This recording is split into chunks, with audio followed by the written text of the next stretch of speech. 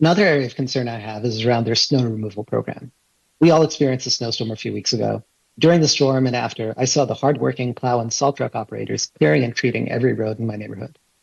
Once the storm had passed, I, like many of my other neighbors, opted to walk to our Metro rail station, Rhode Island Avenue, rather than drive. It was here that we were confronted with an extreme challenge. A pedestrian bridge from the Metropolitan Branch Trail, the sole access point to the west side of the metro, from the west side of the Metro rail tracks, was covered in packed snow. Reversal was challenging, and I and other neighbors flagged this via 311 and emails to city officials. We were told that it was being looked into, and even that it wasn't owned by the city. Days elapsed, and the snow became ice, and passage became even more treacherous. I was finally able to get through to senior DPW leadership, at which point they rallied the snow team. The bridge was cleared shortly thereafter, but I'm not even certain it was DPW that did it. There's some evidence to suggest that WMATA stepped up and cleared this piece of district property. This is embarrassing. As a city, we are taking measures to reduce single occupancy vehicle trips and constantly improving our transit infrastructure.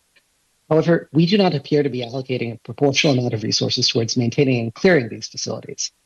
I had a pregnant constituent reach out to me to let me know that she feared for her well-being enough that she opted to be driven somewhere rather than take the metro.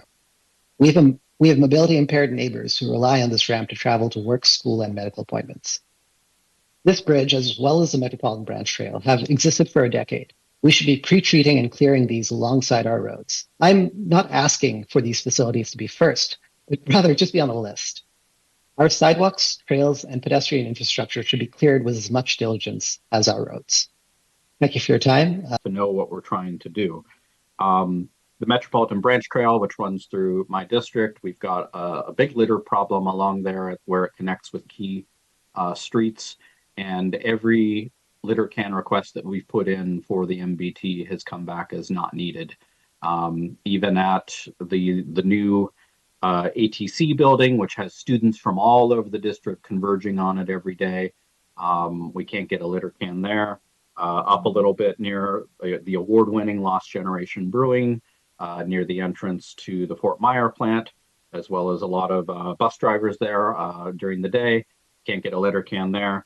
And it just keeps coming back as not needed, even though it is highly trafficked. There's trash on the ground, and it's proximate to commercial businesses. So I'm hopeful that DPW can provide clearer criteria and clearer explanations when litter cans are denied. Snowing. I'm the lower half of that Bryant Street Bridge that Commissioner Sahni talked about. It was forgotten, and I hope we get acknowledgement that it was forgotten. The issue was not, oh, it wasn't plowed first or it wasn't plowed immediately. The issue was it was not pre-treated at all, and it was not plowed at all. So Rhode Island Avenue serves thousands of people a day. I think a vast majority of them access the station by walking, and it's across this bridge that was ice because it melted and then refroze, and we had volunteers from the Friends of the Metropolitan Branch Trail out there with shovels, basically treating it like pickaxes to keep it open. So I'm hopeful we can get clarity and admission that it is city responsibility and that it won't be forgotten next time. Thank you. First to Gordon Chaffin. Thank you, Council Member. I feel poorly not coming in person, but things are the way they are. So my name is Gordon Chaffin. I am an organizer for a group called the Friends of the Metropolitan Branch Trail. This is a community group I started a couple years ago. Our goal is to provide input for the expansion of the trail. Right now, most of you should be familiar that the trail is about 4.5 miles running from the side of Union Station up to the Fort Totten campus. The trail will eventually proceed another 4 miles north, off street or protected, all the way to downtown Silver Spring, where Montgomery County, as well as the constituent cities, have been expanding trails. My testimony today deals with the vision that our group has for the current existing part of the trail and the future trail. So there's things we hope we can accomplish in the near term on the current trail, as well as opportunities on the future segments of trail I'll deal with our main activities so far, which has been the creation of temporary drinking water stations on the existing trail. We set up 5 drinking water stations in Eckington, as well as Brookland and next to Catholic University. The goal at first was to serve trail users with a 5-gallon jug of drinking water, carted over literally from the nearest public drinking water stations. That expanded over last summer to include water cups as well as a bespoke trash so that we didn't increase waste. We added a one of those portable dog bowls attached to a fishing line so that trail users with dogs could access that. Observations from that first year are, number one, there is significant demand for trash and recycling and potable drinking water at several segments of the current trail, which are missing between Noma Bids Authority in the vicinity of Tanner Park, at proceeding north for another 3 or so miles so you get to the top of the current segment. We are raising money and recruiting volunteers to do a similar effort this year.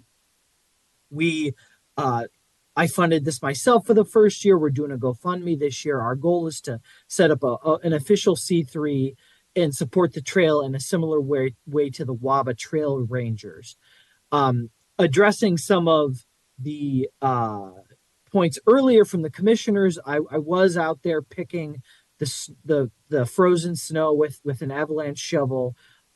We are also trying to weigh in on public safety on the trail, but as it pertains to DPW, we're really frustrated with the lack of clarity and action as it regards to maintaining the trail. Obviously, our water effort has a goal of showing the need for public drinking fountains as well as trash cans along the trail in more frequent segments, as well as recycling receptacles.